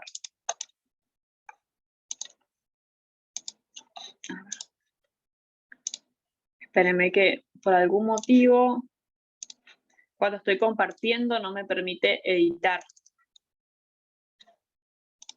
A ver ahí.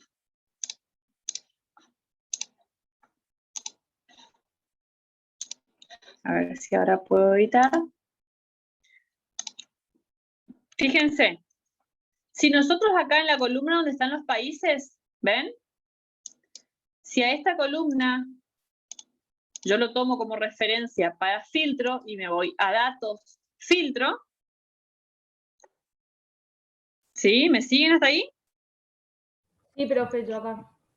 Perfecto. Bueno, fíjense que ahí si ustedes destildan acá, van a poder buscar el país o los países que conforman su bloque. Por ejemplo, ahí vamos a buscar, acá tenemos Argentina. Para darle un ejemplo, hermano, ustedes tienen que buscar los países que conforman su bloque. ¿Sí? Argentina, Brasil. Ahí le buscamos. Está por orden alfabético. Paraguay. RST. Perú estaba también ahí. Claro, pero esto lo tomamos así como un ejemplo rapidito nomás para que ustedes vean. Vamos a tomar los 4 originarios de Mercosur. Fíjense que ahí tenemos para Argentina, Brasil y Uruguay y tengo el PBI del 2019. ¿Sí? Entonces, ¿qué yo voy a hacer? ¿Perdón? ¿Y eso sumo también? Claro, ¿qué tienen que hacer ustedes para presentar la información? Ustedes pueden optar la presentación por cómo a ustedes mejor les parezca, ¿sí? Pueden hacer en una misma tablita todos los indicadores que se le pide, o si no van a poner así, van a copiar en un nuevo Excel el PBI per cápita y van a copiar solamente el PBI de los países del bloque. Van a pegar acá, ¿sí? Y luego van a sumar, ¿sí? Van a sumar. Ahí me tiró en euros. Bueno. Denle formato después a ustedes. Yo le quería mostrar el formato.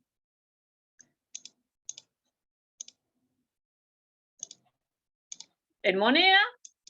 Y suponiendo que acá ustedes tienen que poner todos los países, ¿no?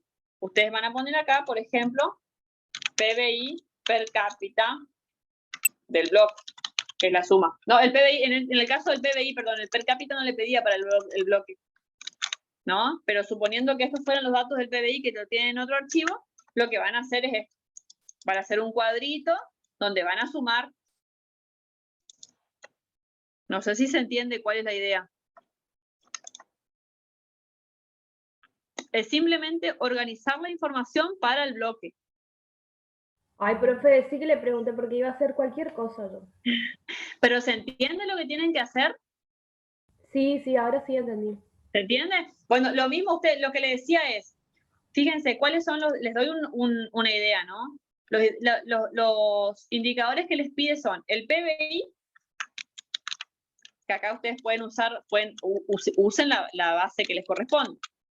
Después les piden el PBI per cápita, ¿no? Después, ¿qué otro le pedía? Inflación anual. Inflación, entonces pueden optar por hacer todo en un mismo cuadrito, ¿sí? Pueden poner la inflación, el desempleo, desigualdad, ¿sí? Lo único, la desigualdad y la pobreza. La desigualdad y la pobreza. Lo único que les recomiendo que hagan en otra parte es el que le habla el de los sectores, ¿vieron? Porque ahí ustedes van a tener sector primario, secundario y terciario.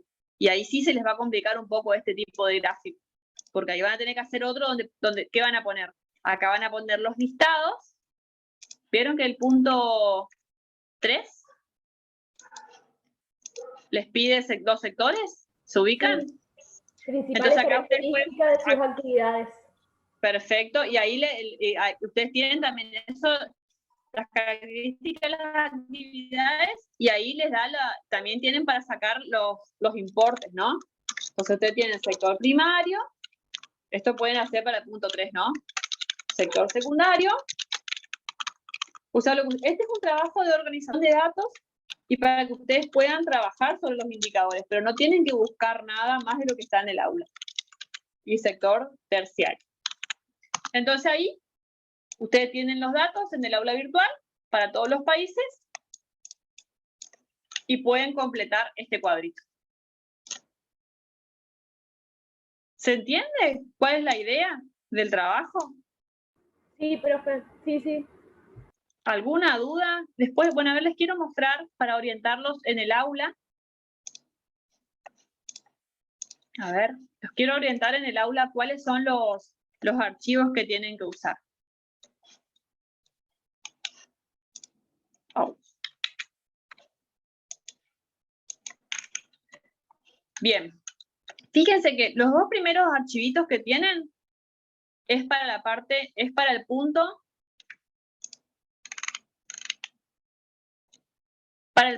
D, donde le habla de análisis de la estructura del comercio internacional. Acá ustedes tienen el Excel y también tienen el informe del INDEC donde habla de cómo fue la estructura de las exportaciones, las importaciones de Argentina con cada uno de esos bloques. ¿Sí? O sea, tienen un Excel y un PDF para el punto D que hace referencia al comercio internacional. ¿Me siguen hasta ahí? Profe, ¿me A escucha? ver.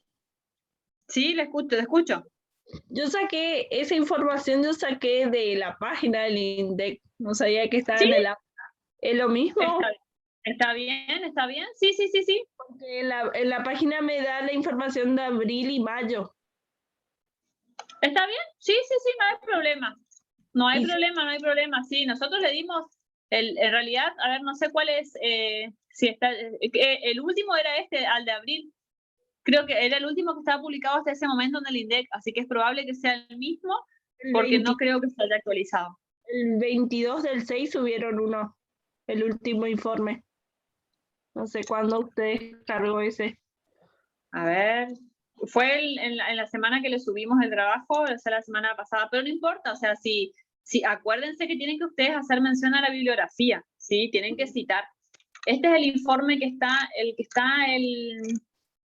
cifras estimadas a abril del 2021, el que está en el aula virtual. Pero no importa, o sea, ustedes hagan mención al informe sobre el cual están trabajando.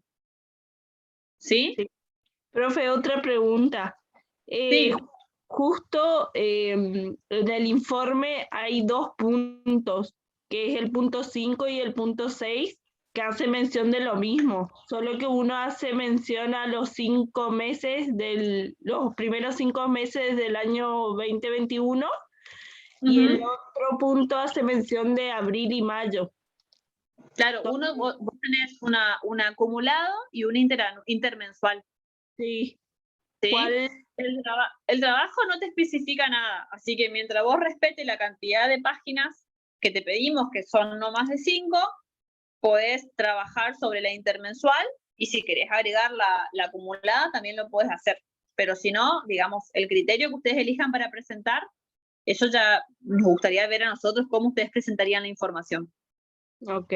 No creo que te dé el espacio para presentar todo. En principio no creo, porque son 5 páginas, hay que ver cómo ustedes presentan las tablas.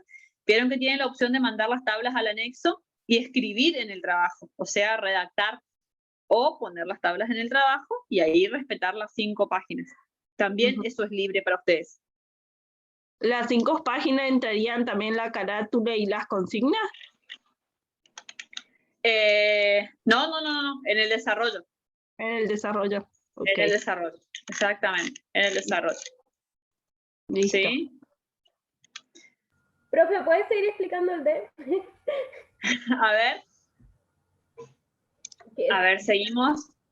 Estamos en el punto de, ese era el comercio de la parte internacional.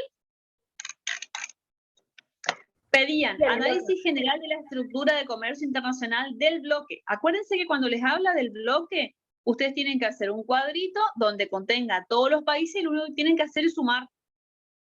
¿Sí? O sea, tienen que presentar, digamos, filtren la información de los países y luego lo suman. O ¿sí? sea, poner en el cuadro importaciones, exportaciones y saldo comercial. Exactamente. A ver si les puedo... Fíjense, a ver si me permiten un ratito, voy a ver si puedo descargar este. ¿Ustedes tienen el Excel para trabajarlo directamente sobre el Excel o el informe? El informe, fíjense, a ver.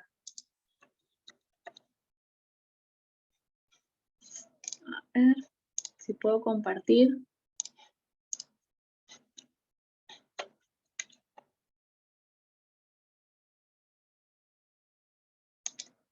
A ver, se ve ahí, pasa que se ve medio chiquito, ¿no? A ver si lo agrando un poquito. Este es el Excel que tienen de las exportaciones e importaciones, ¿sí? Que va de enero a abril del 2021 y de enero a abril del 2020. O sea, compara el intermensual y el acumulado interanual, ¿sí? ¿Qué tienen que hacer acá nuevamente? Utilicen el filtro y busquen, ¿sí? Los países. Fíjense que acá incluso está por continente. Entonces, busquen, acá tenemos el total de América, ¿sí? El total de Asia. Tienen que buscar las exportaciones, las importaciones y el saldo. ¿Sí? Fíjense que acá ya les da la exportación, importación y el saldo comercial con Argentina. ¿Sí? Con Argentina. Por eso el punto D del trabajo les dice análisis general de la estructura del comercio internacional del bloque en su intercambio comercial con Argentina. ¿Sí? Entonces, por eso acá ustedes si buscan, en este listado no va a estar Argentina, porque lo que le está mostrando acá no es el total de exportaciones e importaciones, por ejemplo, de Angola. Le está mostrando las exportaciones de Angola con Argentina, las importaciones de Angola con Argentina y el saldo de Angola con Argentina. ¿Sí? ¿Se entiende?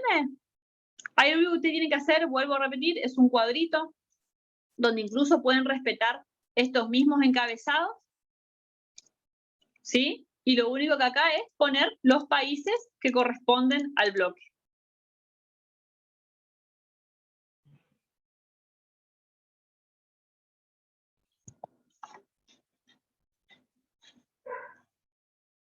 ¿Dudas? ¿Preguntas?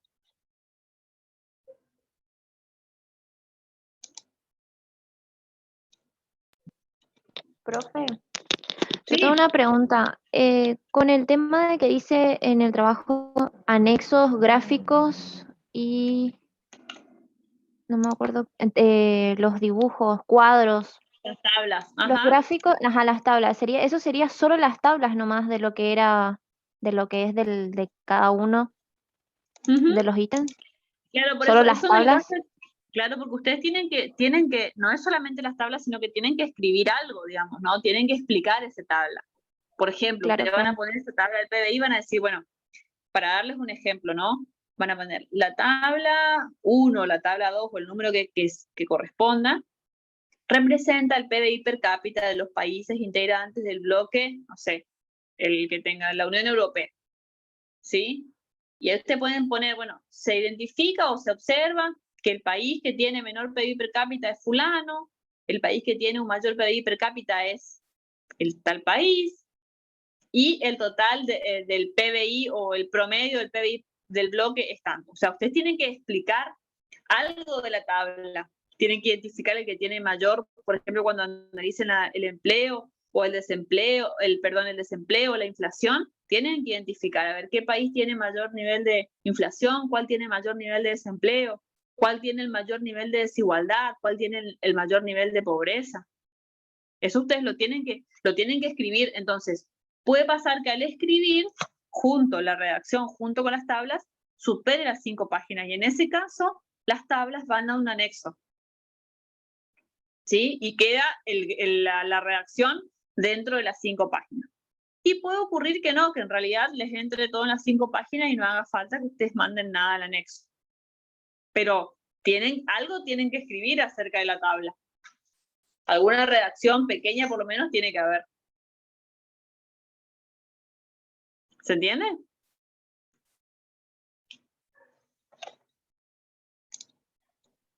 Sí, profe, se entendió. Perfecto. Otra cosa que nos quedó la duda también era lo del per cápita. Estábamos haciendo hoy con mi grupo y no entendimos lo del per cápita. El PBI per cápita, recuerden que eso lo teníamos visto en el libro, ¿qué es la definición? ¿A qué hace referencia con el PBI per cápita? Per cápita o la denominación per cápita hace referencia por cabeza o por habitante, ¿sí? ¿Qué representa o cómo se calcula el PBI per cápita? Que ustedes no lo tienen que calcular porque ya lo tienen, pero para que ustedes entiendan en qué consiste el PBI per cápita, el PBI per cápita se calcula como el total del PBI del país, o sea, el total de la producción, dividido la cantidad de habitantes. Y ahí me da el PBI per cápita, o por habitante, por cabeza, ¿sí? Entonces, lo que en el caso de Argentina va a ser el PBI dividido los 42 millones o 43 millones de habitantes, no sé la estimación que tomó el Banco Mundial de la población, y así con cada país. Entonces, ustedes lo que tienen que buscar es, o sea, leer en el libro de Mochón, es qué representa un PBI per cápita mayor o qué representa un PBI per cápita menor para entender y para que ustedes puedan escribir. Porque lo que se entiende es que cuando un país, por ejemplo, tiene un PBI per cápita mayor, fíjense que hoy lo veíamos en el texto de Fanelli, el PBI, digamos, el indicador del PBI es un buen indicador del bienestar de la población. Entonces, un mayor PBI per cápita, en teoría, mostraría mayores niveles de bienestar de la población. Entonces, cuando ustedes analicen el PBI per cápita, van a ver que, por ejemplo, dentro de un mismo bloque, los países tienen diferentes niveles de PBI per cápita. Entonces, hay diferentes niveles de bienestar dentro de un mismo bloque. Y lo que ustedes cuando hagan ese punto, lo que tienen que identificar es, dentro del bloque, por ejemplo, el país que tiene el mayor PBI per cápita y el país que tiene el menor PBI per cápita. ¿Sí? Y para entender, o sea, lo que yo les recomiendo es que busquen en el libro de Mochón la definición, o sea, ¿qué me mostraba a mí? ¿Qué es lo que les estoy contando? ¿Sí? Un mayor PBI per cápita implica, o intenta mostrar en teoría, que por habitante se tiene tantos millones de PBI. Es como una estimación por habitantes del PBI. ¿Sí? No sé si se entiende lo de PBI per cápita. ¿Quién me preguntó? Gracias, profe. Estábamos leyendo justamente eso, pero no estábamos seguras con el grupo, por eso quería preguntarles. Pero tiene que ver Ahora con sí eso nomás. Ustedes incluso pueden agregar una pequeña, en 2 o 3 renglones, lo que es el PBI per cápita para hacer un trabajo más completo. Entonces ustedes pueden poner el PBI per cápita representa tal cosa, ¿no?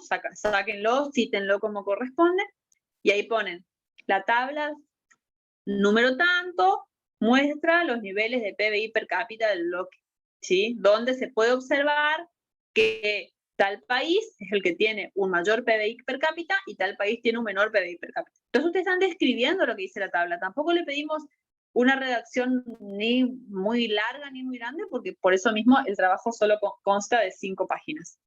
¿Sí? Entonces es algo teórico, con aplicación, sencillo. Todo lo que ustedes puedan recuperar, los conceptos que ustedes puedan recuperar del libro de Mochón, incluso cuando hablen de desigualdad, cuando hablen de pobreza, cuando hablen de desempleo, tranquilamente pueden echar una oración del concepto. ¿Qué es lo que es el desempleo? ¿Qué es lo que es la desigualdad? ¿O qué es lo que es la pobreza? ¿Sí? Después, ¿qué me dice Antonella?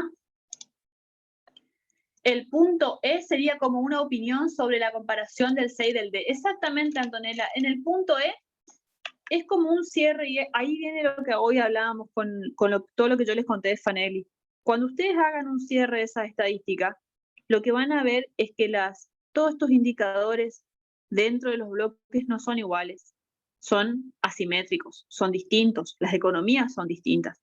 O puede ocurrir que no, puede ocurrir que, por ejemplo, en algunos de los bloques ustedes vean, por ejemplo, en la Unión Europea, que ustedes vean que los indicadores son todos más o menos los mismos, y eso tiene que ver con su tipo de bloque, que es una unión monetaria.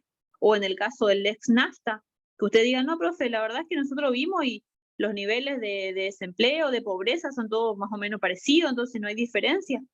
Y esa opinión, digamos, ese análisis general como cierre es lo que ustedes tienen que hacer. Yo por ahí me remonto mucho al Mercosur, que es lo que más conocemos, que algo ya vimos con los chicos la clase pasada, los que pudieron estar en la práctica, que por ejemplo veíamos que en cuanto a inflación, Argentina tenía el 50 y pico % según los datos del Banco Mundial, en cambio los otros países tenían inflación de 1 dígito. Entonces ahí estamos viendo una diferencia importante. Entonces ese punto E sería como un cierre, una conclusión final de lo que ustedes observaron en el trabajo. Si vieron que hay asimetría, si no hay asimetría, si los países presentan características similares o no. Eso sería el punto E. No sé si se entiende, Anto. Sí, profe, gracias. Bueno.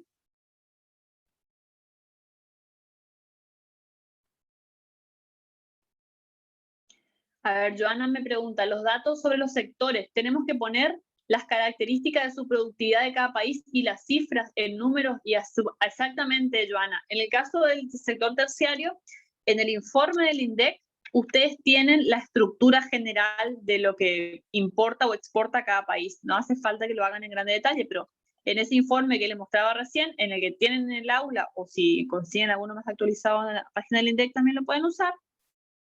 Ahí ustedes tienen la estructura de exportaciones e importaciones de cada país, o sea, de cada bloque.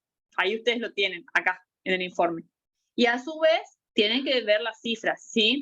Y las cifras, fíjense que acá ustedes tienen un Excel que dice sector primario y otro Excel que dice sector secundario, ¿sí? Y en el trabajo, ¿vieron que les dice? Ayuda, le dice, estimar el sector terciario por diferencias. ¿Qué significa? Recuerden que digamos que la producción de un país se divide en 3 sectores: el sector primario, el sector secundario y el sector terciario. ¿Sí? Entonces, si ustedes tienen los datos del sector primario y del sector secundario, ¿cómo hacen para sacar el del sector terciario? ¿Qué tienen que hacer?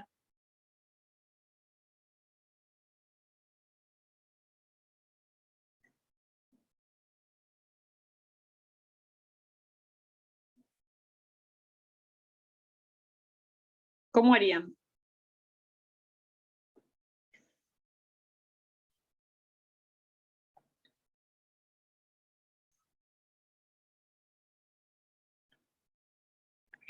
Recuerden que el PBI, ¿sí? O sea que esta variable acá, que es el PBI de los países, se compone de los 3 sectores, del PBI del sector primario, secundario y terciario. ¿Estamos hasta ahí?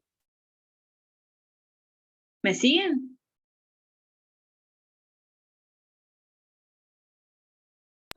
Sí, profe. Bien, entonces, si este PBI se compone del sector primario, secundario y terciario, y yo solo tengo primario y secundario, ¿cómo voy a estimar el terciario? Perfecto, Cari. Hago la diferencia, ¿sí? Es decir, al PBI de los países le voy a restar lo primario y lo secundario, entonces voy a obtener por diferencia el sector terciario. ¿Sí? ¿Se entiende, Joana? Profe, o sea, tenemos que poner en un cuadro, eso sí entendí, primario, secundario y terciario, pero Sí. abajo las cifras, no los productos que tiene cada país. Claro, no, para el cuadrito son las cifras, para el cuadro son las cifras. Los productos que venden en cada país, ustedes pueden sacar en un parrafito, pueden escribir, eso pueden sacarlo del informe del INDEC. Estamos hablando de dos cosas distintas. Entonces ustedes los productos van a poner, bueno, los principales productos que se comercian con, no sé, el Mercosur o con la Unión Europea son tales productos. O sea, ustedes tienen que describir eso con el bloque, que eso lo tienen lo tienen en el informe del INDEC. ¿Cuáles son los principales productos que se exportan e importan del Mercosur, de la Unión Europea y del NAFTA? Eso por un lado. Y luego con estos Excel, ustedes tienen que sumar, tienen que estimar en números. Ah, listo, entendí. ¿Se entiende? ¿Sí? Sí. Ese por ahí, ese es el punto más fuerte porque habla justamente del comercio internacional, que es lo que estamos viendo, ¿no? Bueno, después para los que todavía no vieron en la página del aula, ustedes tienen acá el GDP deflactor. Recuerden que cuando nosotros vimos el concepto de deflactor, hablábamos de la manera en que nosotros sacábamos el componente de la variación de precio de las variables nominales. Entonces, el deflactor me va a representar el nivel de inflación de los países. Este archivito que dice deflactor es el que ustedes tienen que utilizar para ver la inflación de los países del bloque. ¿Sí? ¿Me siguen hasta ahí? Sí, profe. Bien, después, bueno, tienen PBI per cápita, el índice de Gini, que ahí en el trabajo les dice, sí, que es para medir la desigualdad. Después tenemos la pobreza, sí, que también lo tienen en el trabajo, como que les señala que es este archivito que es poverty. Tienen los sectores primarios y secundarios, y tienen el último que es el de desempleo, por sus siglas en inglés, por su traducción en inglés también.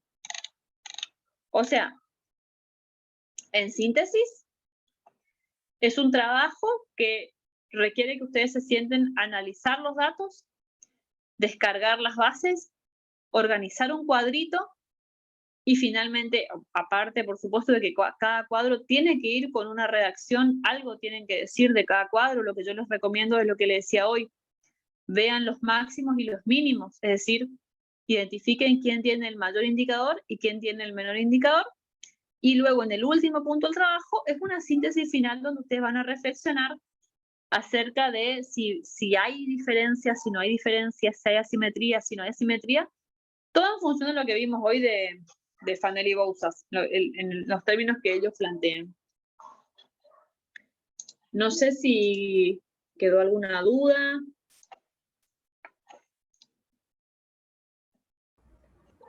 Yo me saqué todas, creo. ¿Se entendió? No sé si quieren que mañana